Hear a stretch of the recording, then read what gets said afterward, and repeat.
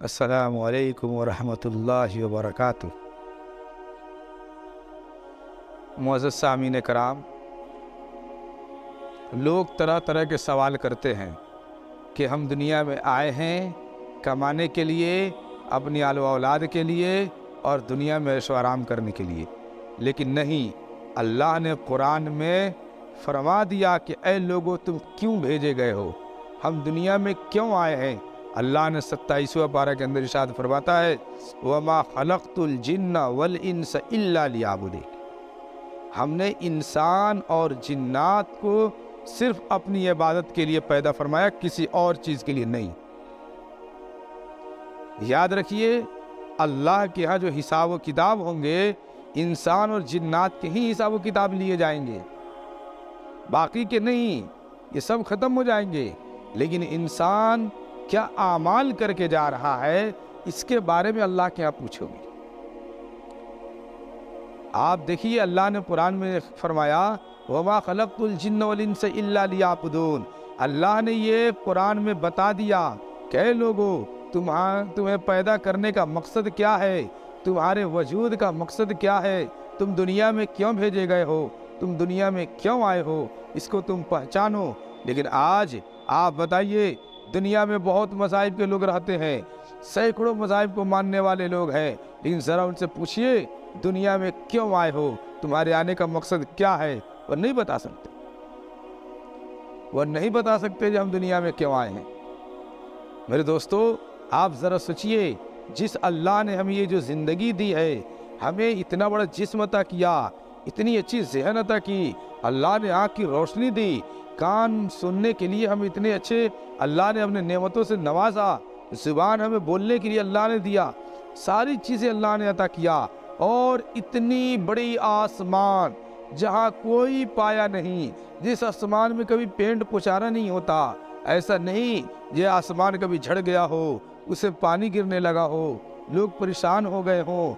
अरे एक इंसान एक बिल्डिंग बनवाता है, उस बिल्डिंग में आप देखिए, ज़रा इस मस्जिद में देखिए, यहाँ कई पिल्लर लगे हैं, दो पिल्लर हैं, हर तरफ से 4 दीवारी से दीवार है, और इसमें न जाने कितने सीमेंट, बालू, गिट्टी, कितने छड़, सरिया लग गए।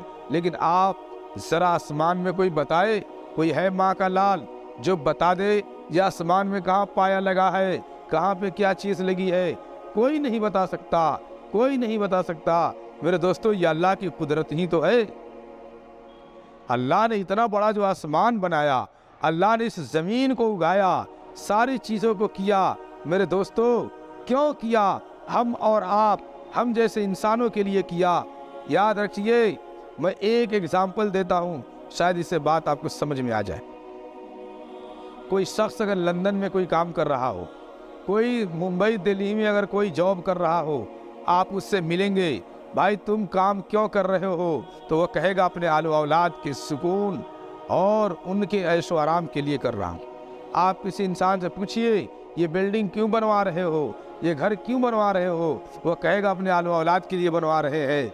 आप पूछिए, ये सारी ज़मीन क्यों खरीद रहे हो, क्यों ज़मीन लिखाना चाहते हो, वो कहेगा मेरे आलो औलाद आने वाले समय फ्यूचर में वो अच्छी ज़िंदगी जी सके, इसीलिए मैं कर रहा हूँ। सारी दुनिया के सारी राहत के सामान आलो औलाद के लिए कोशिश कर रहा है। लेकिन उससे पूछिए, तुम शादी क्यों किए हो, शादी किस लिए किए हो, क्या वह कहेगा अपने आलो औलाद के सुकून के लिए किए?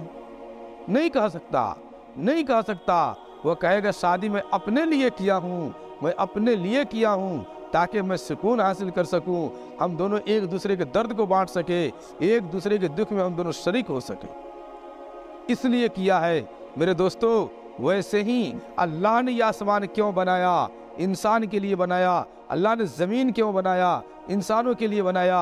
अल्लाह ने सारे पेड़ पौधे किसके लिए उगाए? इंसानों के लिए उगाए। अल्लाह ने ये सारी दौलतें, सारी चीज़ें जो चल रही है, आप देखें, सारी लग्जरियस लाइफ लोग जो जी रहे हैं, लोग इतने अच्छी लाइफ जीना चाहते हैं, ये सब क्यों? अल्लाह ने क्यों दिया? किसके लिए दिया? इंसानों के लिए दिया। हर चीज़, सूरज किसके लिए अल्लाह निकालता है?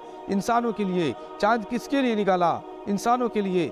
रात किसके लिए बनाए? इंसानों के आराम के लिए बनाए। दिन किसके लिए बनाए? अल्लाह ने इंसानों को कमाने के लिए बनाया, ताकि वो अपने माश की तलाश कर सके, सारी चीज़ें कर सके, हासिल कर सके।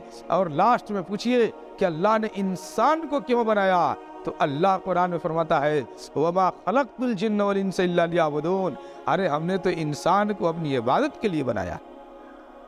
गोया पूरी दुनिया की फैसिलिटीज, सारी चीजें इंसान के लिए बनाया, और इंसान को अल्लाह ने अपने लिए बनाया। ये सबसे बड़ी चीज़ है। तो मेरे दोस्तों, हमें पहचानना है कि अगर हम आए हैं तो हमें क्या करना है, अल्लाह ने मुझे दुनिया में क्यों भेजा, किस लिए भेजा है, हम क्यों आए हैं, हमारी 60 साल की ज़िंदगी किस लिए अल्लाह ने दिया है। याद रखिए, अल्लाह एक एक सेकंड के बारे में पूछ करेगा। हम क्या समझते हैं, हम दुनिया में आए हैं, खाएंगे पिएंगे ऐश करेंगे मर जाएंगे, यही मेरी ज़िंदगी है? नहीं, ज़िंदगी इसको नहीं कहते मेरे दोस्तों। ज़िंदगी तो उसको कहते हैं जो अल्लाह को राज़ी करके चला जाए, अल्लाह और उसके रसूल के हुक्मों पे चला जाए। ज़िंदगी तो असल में ये है। वरना ऐशो आराम करना, अय्याशिया करना, बियर बार में जाना, सारी दुनिया के बुराई में लगे रहना, ये तो जानवरों वाले सिफत है, वो तो जानवरों का काम है। जो न पहचाने उसके पास अल्लाह ने अकल नहीं दिए, और हमें तो इंसान बनाया, अल्लाह ने अपने शूर से नवाजा है। तो जिस अल्लाह ने हमें सारी चीज दिया, और फिर भी हम न जाने जो हम क्यों भेजे गए दुनिया में, ये कितनी बड़ी दुख की बात है।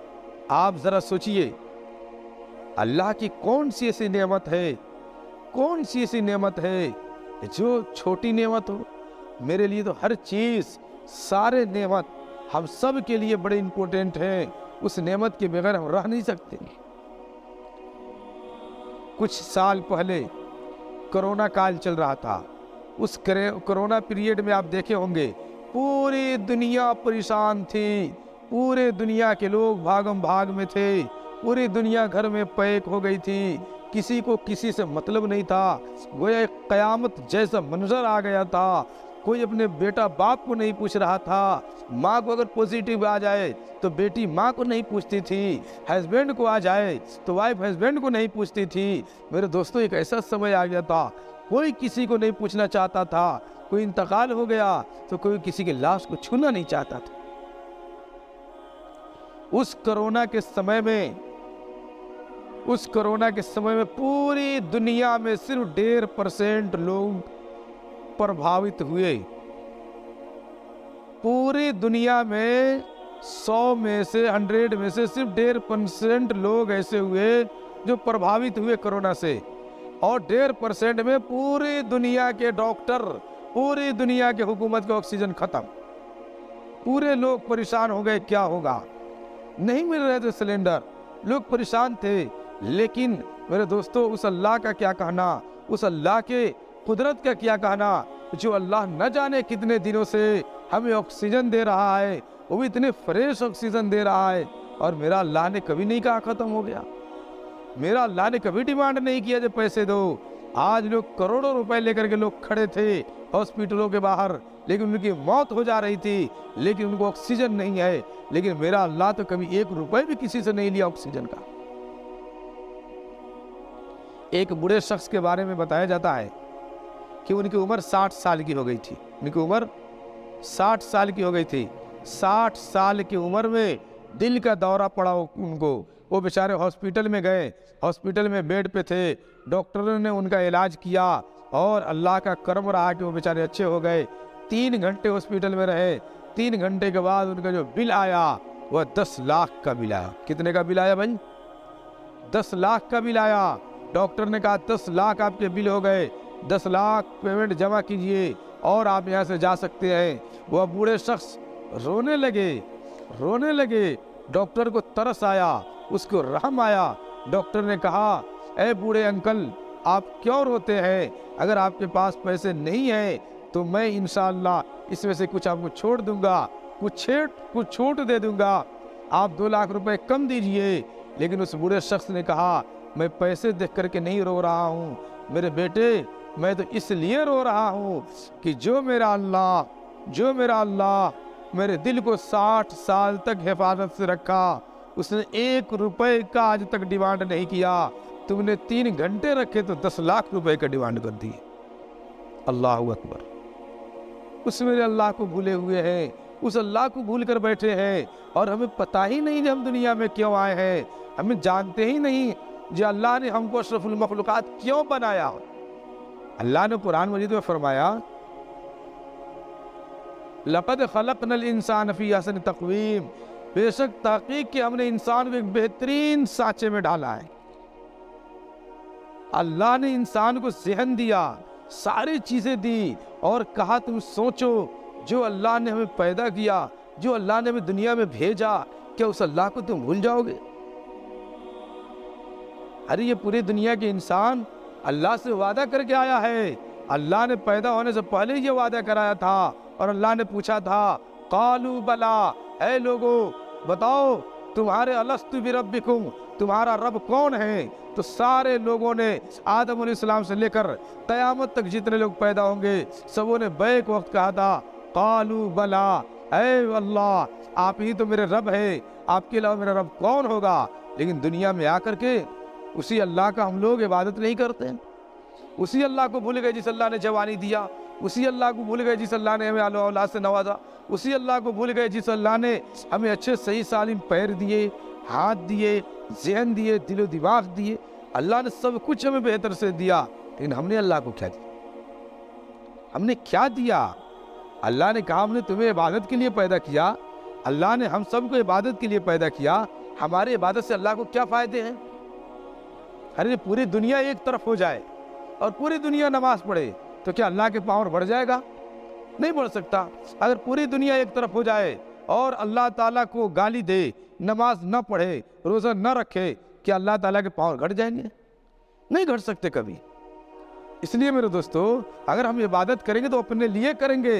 मेरा अल्लाह किसी पे जुल्म नहीं करता, जुल्म नहीं करता, बल्कि अल्लाह तो इंसाफ करता है। अल्लाह कहता है मेरे बंदे तू आज भी मेरे तरफ पलट रहा, तेरी उम्र 10 साल हो गए, 20 साल हो गए, 30 साल हो गए, 50 साल के हो गए हो, 60 साल के बूढ़े हो गए हो, फिर भी मेरे तरफ एक बार पलटने की कोशिश करो, एक बार आओ मेरे घर पे, एक बार आओ मेरे दर पे, एक बार सर झुकाओ, एक बार अल्लाह के सामने आंसू गिराओ, मेरा अल्लाह सारे गुनाहों को भुला देने को तैयार है। मेरे दोस्तों हम सब करेंगे, इंशाअल्लाह हम लोग ऐसा करेंगे। अल्लाह हम सबों को कहने और सुनने से ज़्यादा हम सबों को इन चंद बातों पे अमल करने की तौफीक अता फरमाए। आमीन सब।